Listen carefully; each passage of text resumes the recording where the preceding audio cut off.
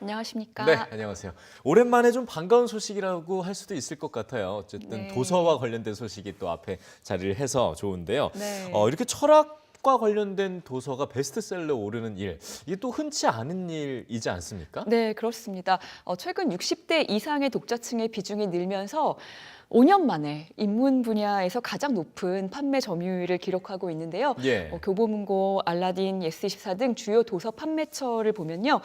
철학은 어떻게 삶의 무기가 되는가를 비롯해서 12가지 인생의 법칙, 100년을 살아보니 등이 종합 베스트셀러 및 인문 분야 베스트셀러에서 높은 순위를 기록하고 있습니다. 예. 야마구치 슈의 철학은 어떻게 삶의 무기가 되는가라는 책은요. 세상을 이해하는 데 도움이 될 주요 철학 개념 50가지를 담은 교양 철학서입니다. 네. 경영학 학위도 없이 세계 1위 경영 인사 컨설팅 기업의 임원 자리에 오른 저자가 삶의 무기가 되었던 건 자신에게 철학밖에 없었다고 고백을 하고 있는데요. 네. 사람, 조직, 사회, 사고 4가지 컨셉에 따라서 철학, 사상 등을 정리해서 보여준 책입니다. 네. 12가지 인생의 법칙은 미국 하버드대 교수였던 조던 피터슨이 쓴 책인데요. 의미 있는 삶을 사는 지혜를 12가지 법칙으로 정리했고요. 또 100년을 살아보니라는 책은 원로 철학자인 김형석 연세대 명예교수의 철학 에세이입니다. 저자가 인생에서 깨달은 삶의 다양한 비밀을 담담하게 써내려간 책입니다. 네. 이런 책들은 이제 생각의 깊이를 더하고 처세의 지혜를 주는 책이기 때문에 이런 책의 인기가 높아진다는 것은 여러 가지 면에서 좀 판단을 해볼 필요가 있을 것 같은데요. 예. 요즘 뉴스들을 보면 정말 그야말로 파렴치한 그런 범죄들이 많이 늘어나고 있는 것 같은데 그렇죠. 이럴 때일수록 어떻게 올바르게 살 것인가 하는 그런 고민이 깊어지는 것 같습니다. 네. 좀 시대에 민감한 독자들이 이러한 흐름을 잘 반영하고 있다고 생각됩니다. 여러 가지로 좀 멘탈이 좀 중요한 부분이 아닌가라는 생각이 또 이런 그렇습니다. 환경을 만든 것 같기도 하고요. 네. 자, 다음 얘기를 좀 나눠볼 텐데요. 반가운 소식이에요. BTS 방탄소년단의 네. 얘기인데요. 새 앨범이 나왔는데 앨범 주제가 융의 영혼의 지도에서 이제 모티브를 가져왔다고요. 네, 그렇습니다.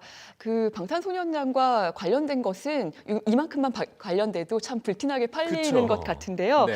네, 이 책은 머리 스타인 박사가 스위스 심리학자 카를 구스타프 융의 이론을 지도 제작 과정에 빗대어서 풀어낸 개론서입니다. 네. 방탄소년단의 새로운 앨범이 이 책에서 모티브를 얻은 것으로 알려지면서 사실 이 책이 국내에 번역된 것은 2015년인데 올해 뭐 10,000권이 넘게 팔렸다고 합니다. 방탄소년단에 대한 기대 때문에 그 앨범의 기대 때문에 이런 현상이 일어나고 있는 것으로 볼 수가 있겠는데요. 나는 누구인가? 뭐 평생 물어온 질문, 아마 평생 정답은 찾지 못할 그 질문. 이것이 이제 보도 자료를 통해 배포된 그 방탄소년단의 신곡 페르소나의 첫 소절입니다. 네. 이 곡에서 RM은 진짜 슈퍼히어로가 된 것 같지만 외적인 역할과 내면의 감정이 충돌하고 있는 어떤 성장통을 고백하는데요. 네. 그렇지만 그는 사람들이 아는 나, 스스로 만들어낸 나의 어떤 여러 모습을 인정하면서 존재에 대한 물음의 답을 찾아가고 있습니다. 지난 2년간 우리가 이제 앨범을 보면은 나 자신을 사랑하라는 어떤 메시지로 세상을 물들였지 않습니까? 그랬죠. 네, 그런데 이제 세계 팬들에게 어떤 자아 찾기라는 어떤 한층 내밀한 그런 화두를 제시했다고 볼 수가 있겠고요. 나 자아라는 주제는 어떤 연소성을 가지고 있습니다. 융의 영혼의 지도의 저자인 스타인 박사 또한 지난달 23일 팟캐스트 육을 말하다를 운영하는 로라 런던과의 인터뷰 중에서 RM의 유엔 연설이 정말 인상적이었다고 그렇게 밝힌 바가 있었는데 네. 실제 RM은 연설에서 방탄소년단은 지금 대규모 스타디움에서 공연하고 있고 또 수백만 장의 앨범을 파는 아티스트가 되었지만 여전히 저는 24살의 평범한 청년이다. 그리고 어제의 나도 오늘의 부족하고 실수하는 나도 나 자신이다라고 이렇게 말한 적이 있습니다. 네. 자신의 여러 모습을 수용하고 인정하는 태도가 이제 페르소나의 노랫말과 맥이 닿아 있다고 볼 수가 있겠습니다. 네, 심오하네요. 네. 그래서 이제 12일에 전 세계에 공개될 새 앨범 Map of the Soul 페르소나에서 어떤 노래를 또 보여줄지 어떤 그 내용을 담고 있을지 정말 기대가 많이 됩니다. 네, 뭐 앞에 철학도 그렇고 이렇게 또 방탄소년단을 통해서도 그렇고 결국은 또 도서와 맞닿아 있다는 것도 굉장히 인상적인 얘기가 된 것 같아요. 네, 그렇습니다. 네, 자 오늘 마지막 소식인데요.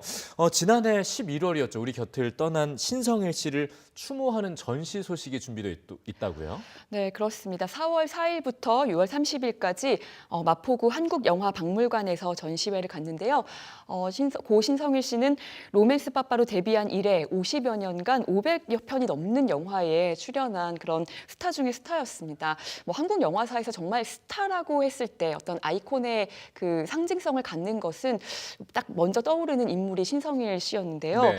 맨발의 청춘이라는 작품에 출연하면서 독보적인 인기를 얻게 됐고 영원한 청춘의 아이콘이 되었습니다. 그렇죠.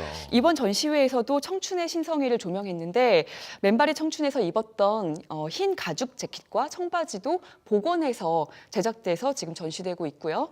그리고 이 영화 속 서두수의 방도 재현돼서 지금 전시되어 있습니다. 그 밖에 신성일 연보와 한국 영화사에 남겼던 전설적인 사진들, 뭐 영상, 트로피, 유품 등을 다 만나보실 수가 있고요.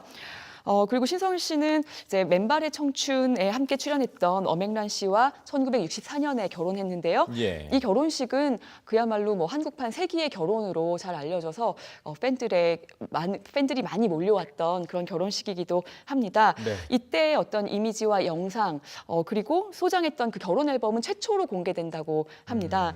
4월 4일 그 오후에 엄앵란 씨 또 동료 영화인들과 함께 개막식을 가졌는데요. 엄앵란 씨는 5개월 만에 외출에 대해서 사람들에게 내 슬픈 모습을 보여주고 싶지가 않았다. 그래서 밖에 나가지 않았다고 이렇게 이야기하면서 네. 영화를 공부한 학생들이라면 한 번씩 와서 보면 좋겠다. 우리가 대단해서가 아니라 너희들도 하면 된다. 이렇게 희망을 가지라는 격려와 힘을 주고 싶다고 밝혔습니다. 네. 뭐 밖에는 이제 봄바람이 불고 있고 벚꽃도 좀 휘날리고 이렇게 봄을 물씬 느낄 수 있는데요. 네. 이런 또 환경과 좀 어울리는 그런 전시가 될 수도 있을 것 같습니다. 신성일 씨 네. 다시 한번 꼭 보고 싶네요. 네. 오늘 말씀 잘 들었습니다. 고맙습니다. 감사합니다. 네.